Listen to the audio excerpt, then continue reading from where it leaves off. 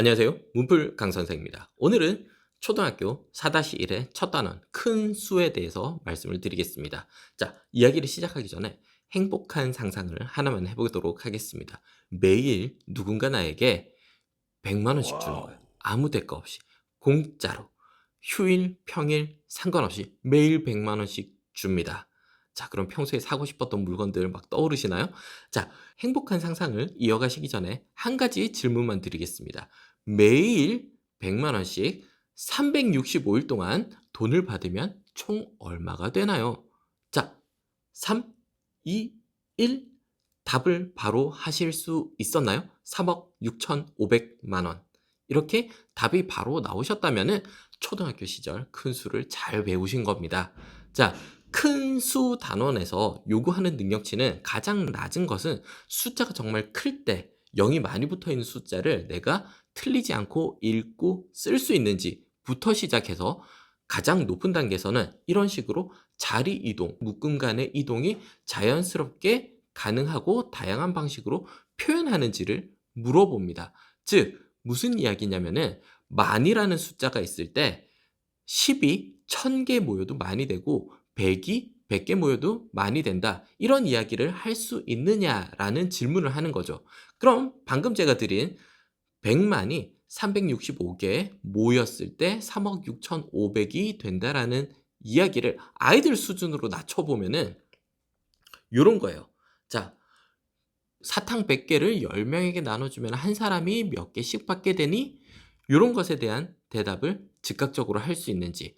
그럼 여기에서 한 걸음 더 나가서 큰 수 단원에서는 이제 100을 10등분하는 게 가능했다면은 100만 원을 10명에게 나눠주면 얼마씩 가지게 될까?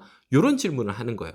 이때 100만 원을 10으로 나누면은 이렇게 생각하고 있다면은 아직 큰 수 단원이 익숙하지 않은 것입니다. 심화 문제를 풀어 나가기에 아직 준비가 조금 덜 돼 있는, 개념이 확장이 안 되어 있는 상태라고 할 수 있죠. 자, 그러면 실제 우리 최상위에 있는 문제를 하나 보도록 하겠습니다. 최상위 4-1 큰 수 단원의 가장 마지막 섹션의 첫 번째 문제입니다.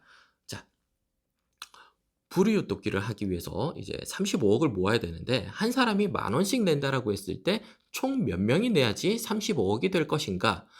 이 문제를 이제 35억을 이렇게 35, 0000, 0000 적고 있는 순간에 아직 큰 수는 심화 개념이 안 돼 있다라고 확신할 수 있어요. 내가 셈법으로 큰 수 단원을 마무리하고 심화 문제도 꾸역꾸역 풀어온 친구들은 이렇게 35억 적고요. 나눗셈 합니다. 내가 10,000원으로 이렇게 10,000원으로 나눠가지고 혹은 뒤에서부터 하나, 둘, 셋, 네 개 지우고 1, 10, 100, 1000만 이렇게 세기도 하는데 둘 다 똑같아요. 아직 큰 수 단원에 대한 심화 개념이 잡혀있지 않은 상황이라고 볼 수 있습니다. 즉, 만이 10,000개 모이면 억이 된다라는 개념, 기술이 아니에요. 만 단위로 우리는 셈을 나누어서 생각하고 조로 확장이 되어 간다. 그리고 만이 10,000개 모이면 억이 되고 억이 10,000개 모이면 조가 된다. 이런 개념들이 자연스럽게 몸에 체화가 좀 되어 있어야지 문제를 딱 보고 35억? 그러면은 이게 35억이 00000000 요렇게 생각이 되던가 아니면은 35억? 그러면 35만 해서 10,000개 딱 되고 35만 명이네. 이런 식으로 단위 개념이 잘 생겨져 있어야 된다는 거죠. 즉, 단위가 확장되고 줄어드는 게 내가 셈을 머릿속에서 곰곰이 해보지 않고도 본능적으로 만이 10,000개 모이면은 억, 1,000이 100,000개 모이면은 또 억, 100이 100만 개 모이면은 억, 100은 만이니까 깨봉수학에서도 이걸 다루고 있거든요. 네, 깨봉수학 링크도 여기 더보기에 하나 넣어드릴게요. 조금 더 디테일하게 많은 상황에서 다뤄주고 있습니다. 그런데 본질적으로는 이 만만이 억이다라는 기술을 요구하는 게 아니라 깨봉수학 역시나 원리, 숫자들의 묶음에 의해서 큰 수와 작은 수를 이동하는 그 원리를 본능적이고 직관적으로 생각할 수 있어야 된다. 그 말을 하는 거예요.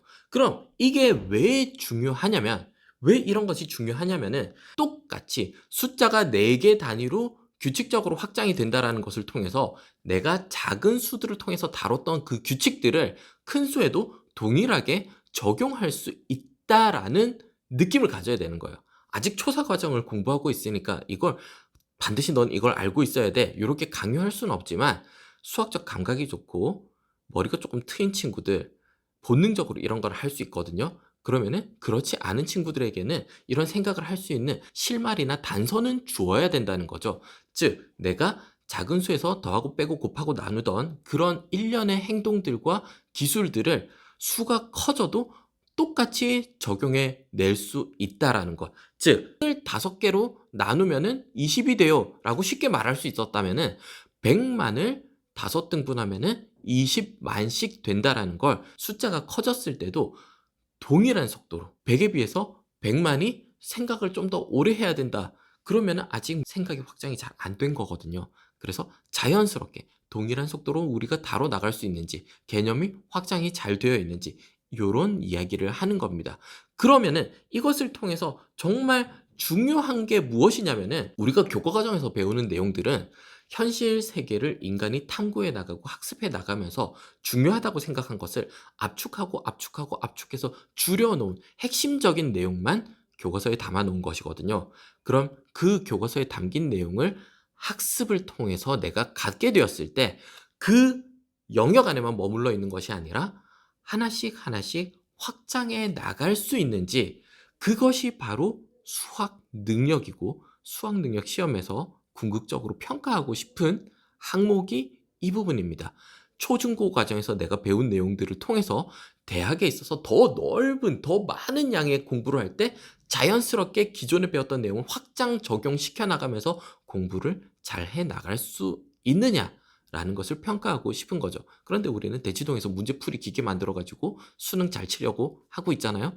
뭔가 출제하는 사람들과 준비하는 사람들이 굉장한 괴리감을 가지고 있는 시험이기도 한데, 아무튼 너무 이상적인 이야기 하시는 거 아니에요? 아니요.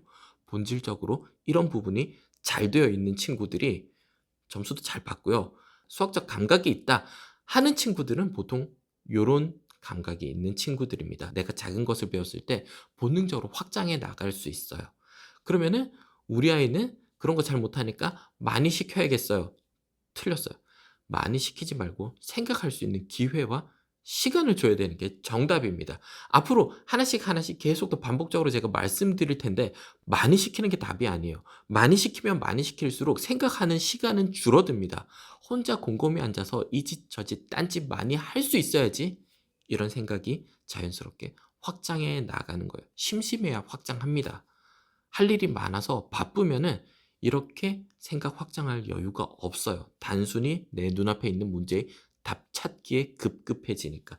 역시나 결론은 수학 공부 시키지 말아로 가는 것 같은데, 아무튼 여러 회에 걸쳐서 단원별로 제가 그때그때 초, 중을 왔다 갔다 하면서 이런 영상들을 반복적으로 올릴 생각이에요. 그러면은 궁극적으로 내가 지향해야 되는 목표점이 무엇인지, 먼 훗날 우리 아이가 정말 가져야 될 능력치가 무엇인지에 대해서 저와 많은 이야기를 나누실 수 있을 거라고 믿습니다. 자, 오늘도 시청해 주셔서 감사하고요. 다음에 또 다른 심화 문제를 가지고 궁극적으로 제가 아이들에게 요구했던 것이 무엇인가, 꼬맹이들 앉혀놓고 제가 수업 시간에 했던 이야기가 무엇인가, 이런 것들에 대해서 말해 보도록 하겠습니다. 오늘도 시청해 주셔서 감사합니다.